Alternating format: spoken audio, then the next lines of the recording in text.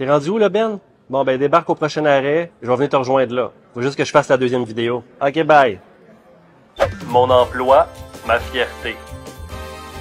Hey, bienvenue dans cette deuxième vidéo, Mon emploi, ma fierté. Une vidéo qui vise à bien préparer vos jeunes qui sont sur le spectre de l'autisme au marché du travail. En passant, j'entends souvent Moi, mon jeune ne peut pas travailler parce que sinon, ils vont couper ses prestations de solidarité sociale. Il va perdre ses avantages. Bon, si votre jeune a le potentiel de gagner sa vie et d'être actif sur le marché du travail, ça va certainement lui apporter une grande fierté de payer ses affaires lui-même. Alors là, c'est à vous d'en discuter avec lui. Un n'empêche pas l'autre, mais informez-vous pour savoir quelles sont les pénalités. Rappelez-vous que le fait d'avoir un emploi va rendre vos jeunes fiers et leur permettre de développer des amitiés et peut-être même avoir plus d'argent que ses prestations. Tout dépend évidemment du potentiel de vos jeunes et le niveau scolaire qu'ils peuvent atteindre et qui sera en lien avec un futur salaire. Si je peux gagner 1 million, je pourrais arrêter de travailler. Maudit job de merde.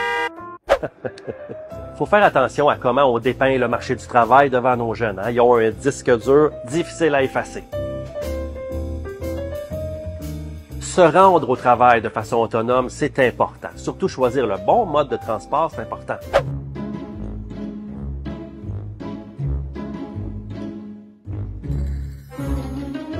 Ça peut être le transport adapté, conduire sa propre voiture dans certains cas, prendre le bus, le taxi ou même le vélo ou la marche. La notion de l'argent et du temps, c'est difficile pour bien des personnes autistes, mais la notion de la distance aussi. C'est pour ça qu'il faut prévoir des plans B au cas où votre jeune manquerait son transport et aurait l'idée de revenir à pied quand c'est pas vraiment possible. Je pense que je vais marcher. C'est juste 13 km. Le choix du mode de transport est directement lié au potentiel de votre jeune à se déplacer tout seul, mais aussi à votre implication parentale ou de l'entourage de maximiser ce potentiel-là. Moi, pour me rendre au travail, je prends le bus de 100, ensuite le métro jusqu'à Bonaventure, ensuite le REM, puis je reviens à Saint-Hilaire pour travailler. Moi, je le sais, Benjamin, que tu fais un détour juste parce que tu aimes le transport en commun. Mais pour les autres, là, qui sont moins familiers, il faut toujours penser à développer l'autonomie de déplacement avant le premier jour de travail. C'est pas première journée de travail, première fois que tu prends le bus, puis go! Prendre l'autobus seul, c'est quelque chose qui se travaille en bas âge avec de l'accompagnement pour habituer vos jeunes à ce mode de transport. Le fait d'avoir déjà pris l'autobus, par exemple, avec ses parents, va diminuer l'anxiété la première fois qu'ils vont le prendre seul. Et diminuer l'anxiété, c'est la clé du succès. Excusez-moi, monsieur le chauffeur, est-ce que ce bus va au coin de Repentigny et de Joliette? Non, on s'en va en Abitibi. Abitibi? C'est ça. Ok, c'est bon. On s'en va en Abitibi. C'est exactement ce qu'on veut pas. On veut qu'ils soient habitués dès l'adolescence, ce qui va leur apporter la confiance à l'âge adulte, mais aussi une belle liberté. Parce que le transport autonome, c'est pas juste pour aller travailler. Ça peut être aussi pour les loisirs, aller voir les amis, la famille. Si votre jeune est adulte, mais qu'il n'a aucune expérience de transport autonome, il est jamais trop tard pour lui apprendre et même dans certaines régions, il se donne des cours pour prendre le transport. Informez-vous.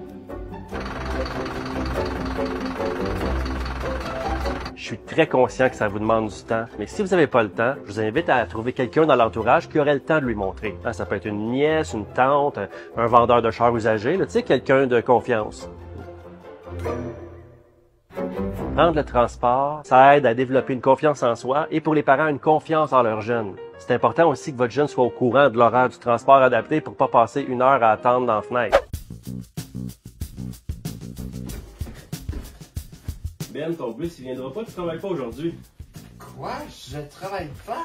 Non, c'est dimanche. Je vais te faire un horaire plus précis avec des pictogrammes. Un rappel visuel ou sonore peut aider à leur indiquer quand mettre leur manteau. Et allez-y toujours avec le potentiel de vos jeunes et non en lien avec vos inquiétudes. Si votre jeune a le potentiel de prendre le transport tout seul et qu'il manifeste le désir de le faire, et que vous avez peur, ben c'est clair que vous allez lui transmettre votre peur et que son autonomie va en souffrir. Là, c'est à vous de juger.